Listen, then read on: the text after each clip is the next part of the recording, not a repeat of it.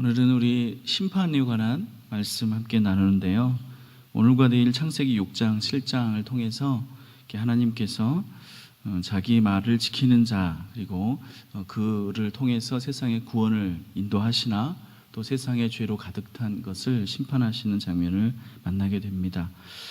하나님의 심판은 자의적이거나 혹은 임의적으로 아니면 그냥 어쩌다가 생겨난 그런 우연한 사건이 아니고요. 사람이 가지고 있는 본질적인 악함에서 비롯된 것이라는 사실을 성경은 분명하게 말합니다. 5절에 보시면 사람의 마음으로 생각하는 모든 계획이 항상 악할 뿐임을 하나님이 보셨다, 이렇게 말하죠. 여기서 마음, 생각, 계획, 이 세 가지가 우리 인간이 본질적으로 악하다는 사실을 드러내고요.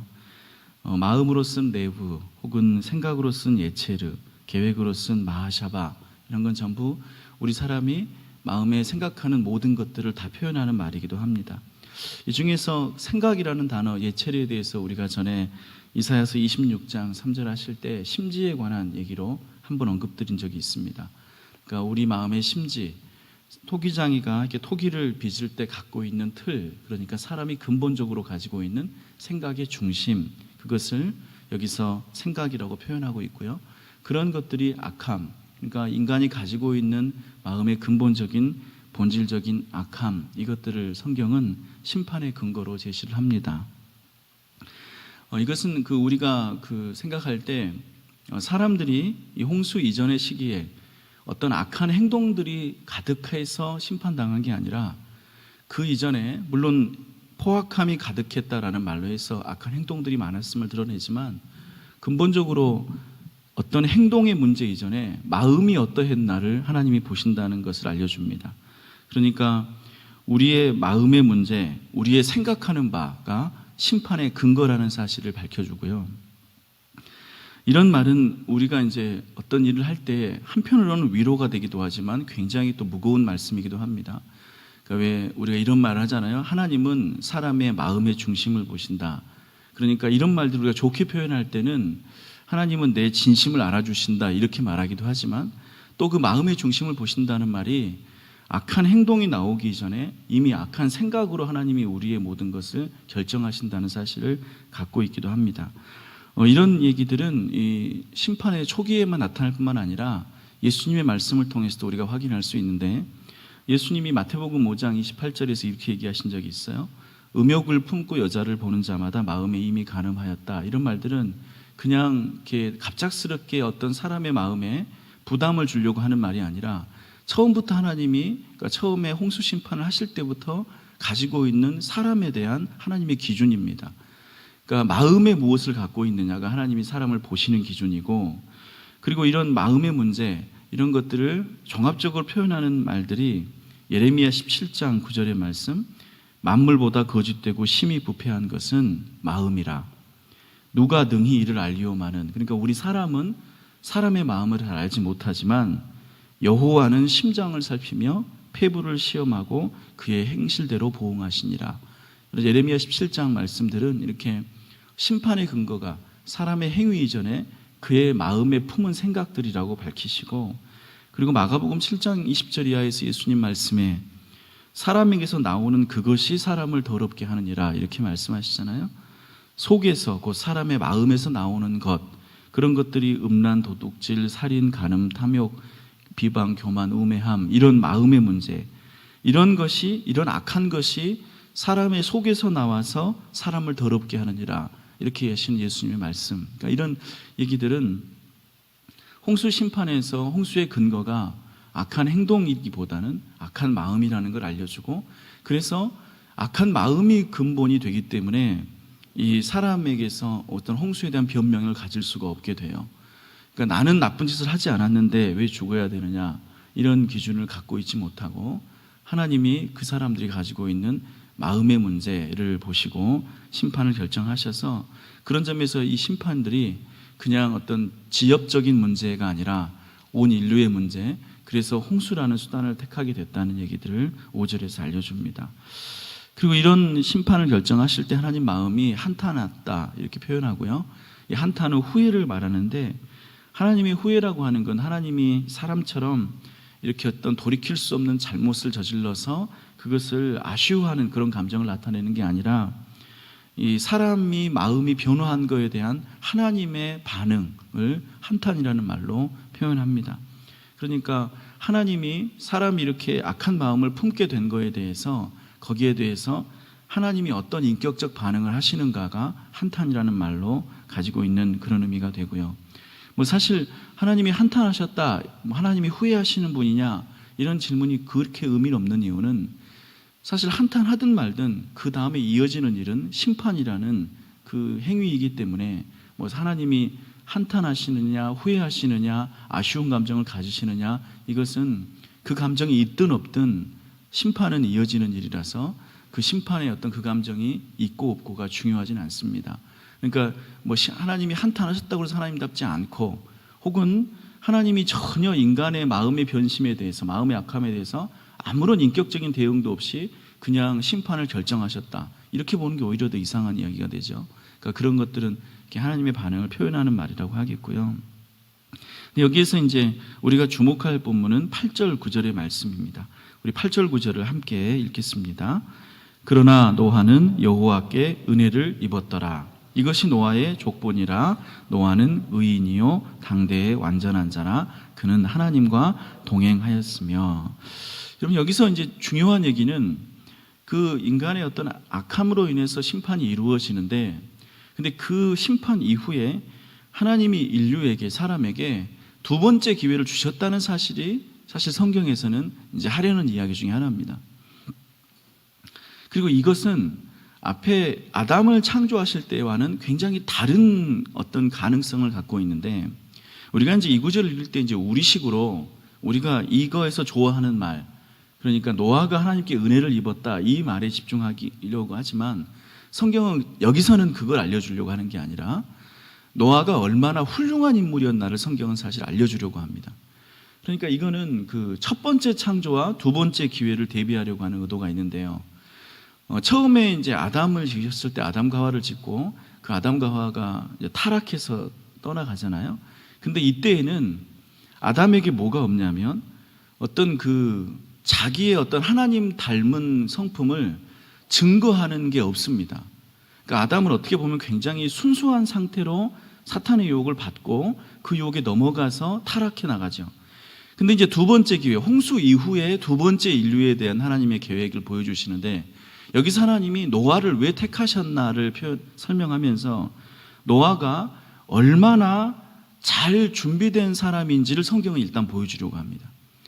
그러니까 하나님이 아무나 백지 상태에 있는 사람을 택하신 게 아니라, 물론 노아가 은혜를 입어서 구원을 받은 건 맞지만 노아가 어느 정도로 잘 준비된 사람이냐면, 여러분 9절에서 노아를 설명하는 세 가지의 말, 노아가 의인이라고 하고, 그 다음에 노아가 당대의 완전한 자라고 하고, 노아가 하나님과 동행한 자라고 말하는데요, 이 세 가지는 보통 표현이 아니라 이 셋 중에 하나만 있어도 성경에서 전무후무한 탁월한 인물로 언급이 됩니다.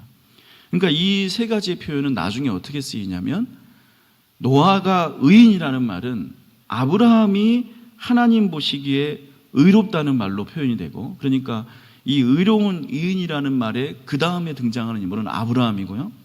그 다음에 당대의 완전한 자라는 욥기 1장 1절에서 욥이라는 사람이 온전하고 흠이 없다, 하나님을 경외하는 사람이라고 말할 때 완전한 자의 대표로 욥이 나중에 등장을 하고, 그 다음에 하나님과 동행하는 사람은 이 이전에 그 에녹을 표현할 때 창세기 5장에서 에녹이 하나님과 동행함으로 300년간 이 땅에 살았고 하나님이 그를 이렇게 데려가셨다 이런 말로 하잖아요.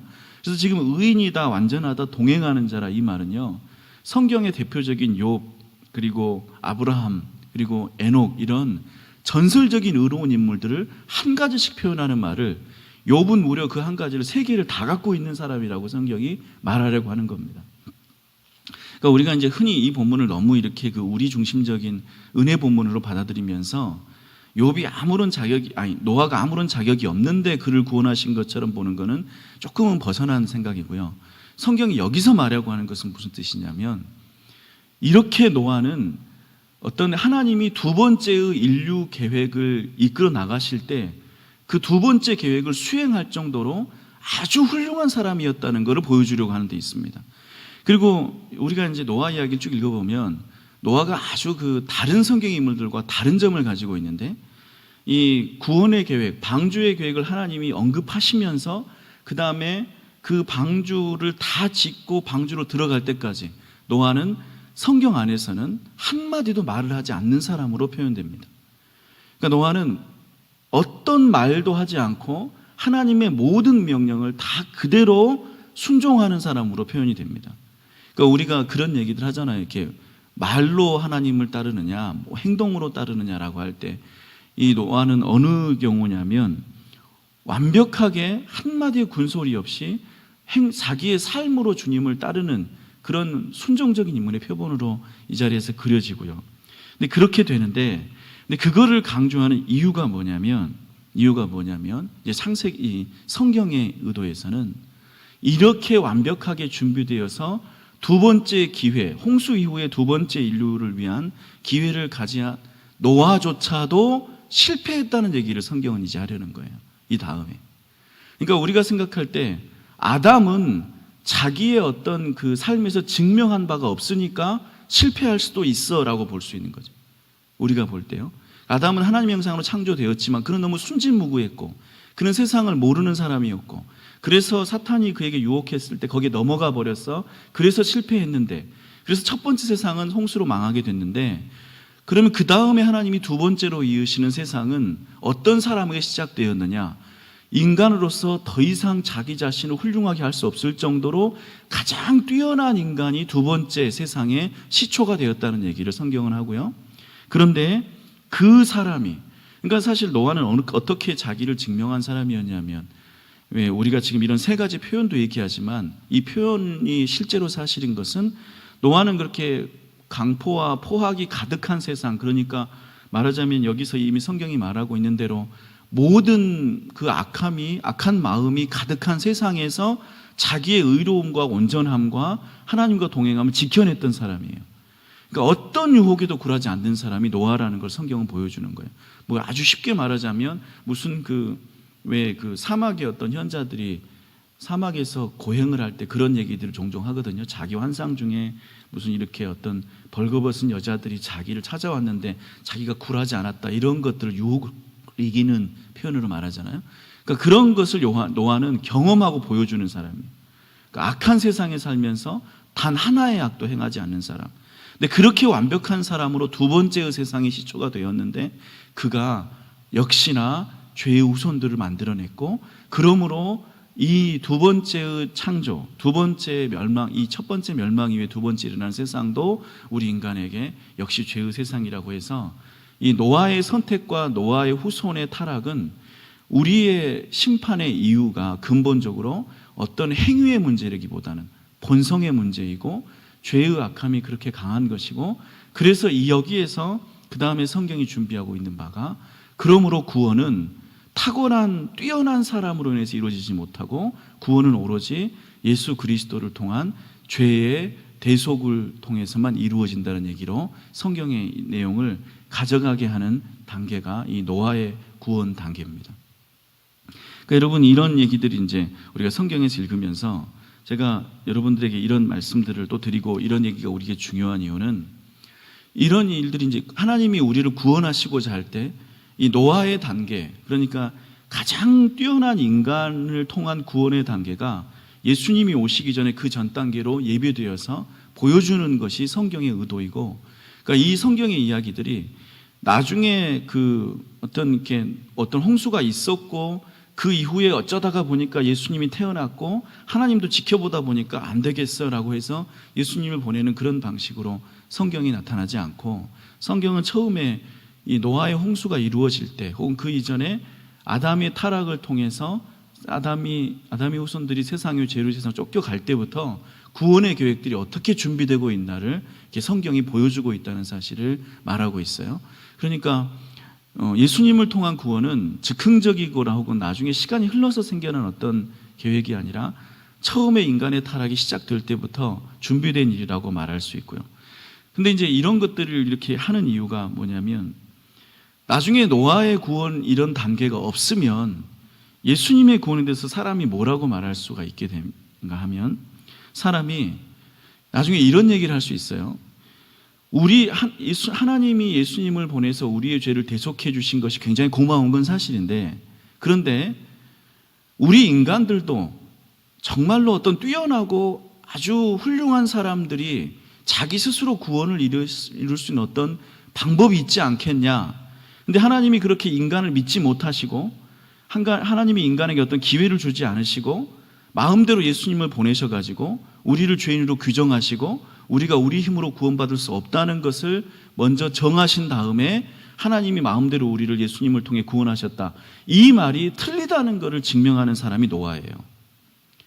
그러니까 노아 같은 사람조차도 그 후손도 구원하지 못하고 결국 타락하게 되는데, 그래서 성경이 이제 이 다음 얘기에서 노아가 이렇게 술을 마시고 이렇게 실수하는 그런 장면들, 이런 것들이, 이제 그런 얘기들이 왜 나타나냐면 우리 인간이 가지고 있는 그 뛰어남이 얼마나 죄와 가까운 것인지를 보여주고, 그래서 우리 인간에게는 자기 스스로의 힘으로 얻을 수 있는 구원이라는 거 없다는 걸 보여주는 대표적인 단계이자 인물이 이 노아라고 하겠습니다.